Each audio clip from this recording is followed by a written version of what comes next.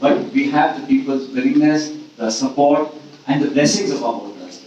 So I think we will do very well, and the next government will be formed, will be a Congress government, and in other states also we are doing very well, whether it's Nagaland or Tripura. Next election will be in Karnataka, which is the last state. So the Congress party, I think, is well placed to perform very, very well in Meghalaya. And like I said, across regions, across age groups, across gender, the Congress party has a resonance which no other political party has. And I think Meghalaya is destined, and I hope that people will bless us on voting day and give our party a thumping majority. I'm happy to answer any questions. But 17 of your MLAs have left the Congress, so you think that it is quite a big step back for your party? Well, I think the voters are very smart. They know who they're voting for, and the party ideology and the party is far more important. People who have left, I think they can best answer what the reasons were. But we gave them an opportunity, we gave them a platform and a party symbol, and the voters elected them. Yet they choose to move. I think this also is an exposure of sorts that the people of the state will see. I don't want to comment on each individual, but I think generally as a party, as an ideology, Congress stands firm. People come and people go. But the state of Meghalaya, the people of the state are committed, and I think are leaning towards the Congress party. People come, people go. In fact, a lot of the parties that are contesting elections here have all borrowed leaders from other parties. So the one that has stayed strong is the Congress party. Where does Congress stand with the large amount of money to parties, all parties? Like I said, we can't match BJP. It has the electoral bonds are designed such a way to help in government, and majority of the money that comes for donations, in fact, I don't know if I'm not wrong, about 90% of the money goes to the BJP, and the BJP makes no bones about deploying the resources. But money alone, I think, cannot win elections. Here is a state where people have emotions, their understanding of the cultural heritage, of the traditions of the state, who are committed and who are partners in their joy and sorrow. Those sentiments actually play a big role. And therefore, that's why I say that people who come now, I think with the Honorable Prime Minister is visiting here, I think the Home Minister is here. But what are they offering? Except for empty promises for the future. That begs the question that जब आप सत्ता में थे for 8 years in Delhi, 5 years here, what did you do that time? That question remains unanswered. All these flowery speeches and promises of the future is all well and good. But what about when you had the chance, when the opportunity? However you may have formed the government, but you had power. What did you do that time? And what happened to your partner that you were sharing power for 5 years, and now suddenly you are accusing each other? It shows that it is pure, simple, selfish, power-centric game. Deploy resources, take on opponents when the time suits you, and then part ways when it doesn't suit you. And who's to say that post-election they will not realign again? No one is committing to that. So I think even the BJP is not saying no to anybody. So this open-ended game of political maneuverability and buying and having people cross over, the state has seen enough of that. So I think that one stable, strong ideology is the Congress party, and therefore people will vote for our candidates. You said that Congress will form the next government in Meghalaya. So are you confident that the Congress will get the absolute majority seats? Well, we are fighting every single seat. And there are some parties that have some strong votes in some part of the state. Congress is a party that has presence and good candidates across all 60 seats. And we are fighting to get a simple, clear majority. That's the aim. And I'm sure we'll achieve our aim. But your political opponents are alleging that the Congress is a single state.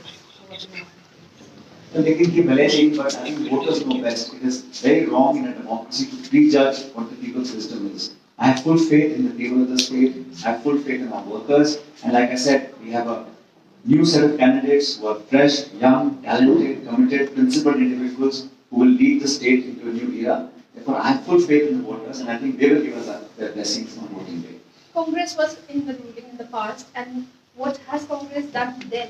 And now, why do you think people should still give their trust to Congress? This is a long list of what the Congress has done, right from creating the state, and initial years were quite challenging, but yet we had majority, and we did whatever best we could do in the state, and people remember that. The question is the entire Northeast. Today, the kind of politics we are seeing, 10 years ago it was not like that.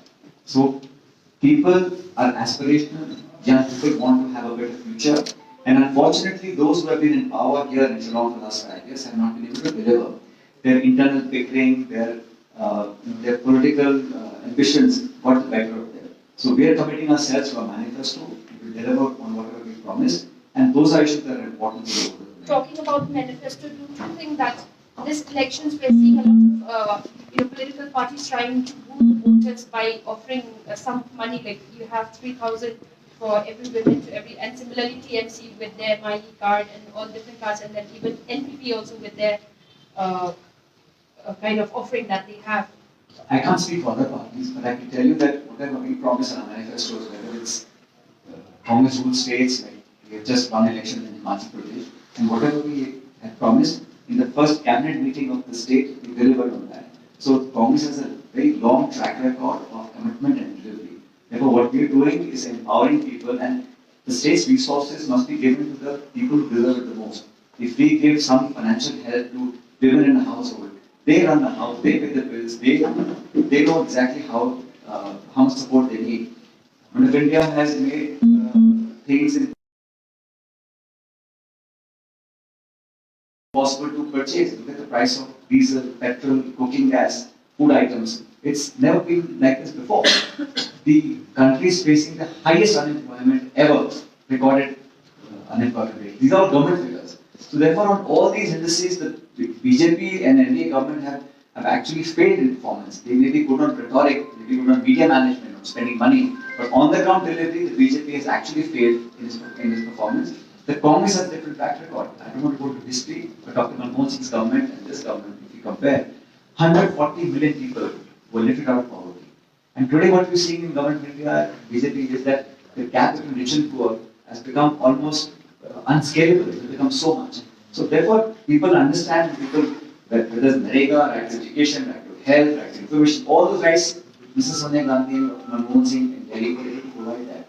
BJP is all about GST and demonetization and farm laws and so on and so forth. But here this state, I think, will benefit if we have a Congress government, and I'm saying this as someone who has seen many governments and many chief ministers. The Congress is well placed, and I'll say again in the end that on voting day, despite all the considerations that our opponents may offer, the Congress party and its manifesto and candidates will be winning competition for Meghalaya. The BJP has claimed that it will form the next government in Meghalaya, claiming that... The BJP is not claiming that they get majority. Yeah. They're claiming they form government. No, they're claiming that... Also during the Prime election Minister campaign. has become a household name in Meghalaya. The Prime Minister every Prime Minister is a household name. I think whether Dr. Manmohan Singh or Indira Gandhi ji or any Prime Minister, everybody knows who they are. But what matters is what he or she delivering to the common man. Is he adding money and income to our pockets? Is he giving us more jobs? Is he giving us more social security? Is it only speeches and propaganda and posters and voting and WhatsApp messages? Or is it more than that? That's what the question is. During the election campaign, that BJP leaders has said that the Congress is not the factor and will not be the factor in the 2024 also. The BJP said the same thing when we were campaigning in Himachal Pradesh. Right from Mr. Nadda, the Home Minister, Mr. Yogi, the Prime Minister in a small state like Himachal campaigned day in, day out. But we defeated them comprehensively. And that is the Hindi-speaking state where they had, again, the double engine phenomena that they were talking about. So we defeated them before, we defeat them now also. But the funny thing that lady was telling us that BJP says they'll form the government. They are not saying they'll get majority. Now that tells you the designs of the BJP and how they want to operate here.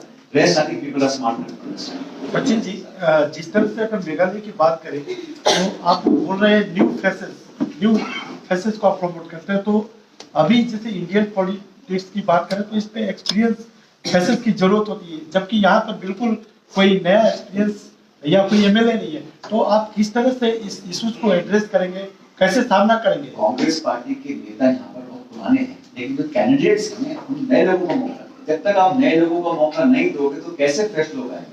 इसलिए कांग्रेस ने बहुत सोच समझकर young लोगों को मौका दिया है, लेकिन कांग्रेस के जो नेता हैं, जो कांग्रेस का यहाँ पे इंफ्रास्ट्रक्चर है, पार्टी है, वो तो बहुत पुरानी है, तो वो अनुभव हम लोगों के पास है। लेकिन जो एमएलए बनकर विधानसभा में जाएंगे, उन लोग नए लोग बने, फ्रेश लोग बने। और ये हमारी पार्टी में भी शिविर चिंतन जी का अधिवेशन होने वाला है रायपुर में, वहां पर भी हम लोग चाहते हैं कि नौजवान लोगों को जिम्मेदारी वाले पद दिए जाएं, ताकि वो आने वाले समय जो देश नौजवान है, सोसाइटी नौजवान है, तो पार्टी का जो नेतृत्व और जो लीडरशिप उसको भी नौजवान होना चाहिए। सचिन जी एक चीज बताइए कि आप कह रहे हैं कि यंग लोग, हमने कांग्रेस के बहुत से राज्यों में ऐसा देखा है कि यंग लोगों को मौका दिया गया लेकिन उनको ऊपर आने का मौका नहीं दिया गया, तो क्या मेघालय में ऐसा होगा कि जो यंग है उनको आने का मौका दिया जाए? यंग लोगों को जब टिकट दिए हैं तो वो जीत कर आएंगे, जब सरकार बनेगी तो भागीदारी उनकी होगी, ऑब्वियसली होगा। जब सारा हमारे 60 में से 80-90% young लोग हैं, so most of the people who will win obviously will get a chance to work in the government. It's obvious. And I think the idea is to have a fresh start. We have in the last 5 years, lots of pull and pressure, lots of allegations, lots of finger pointing. Start fresh. Congress will form a government here, and then the state of Meghalaya can look to a new start. You'll be going with December CM.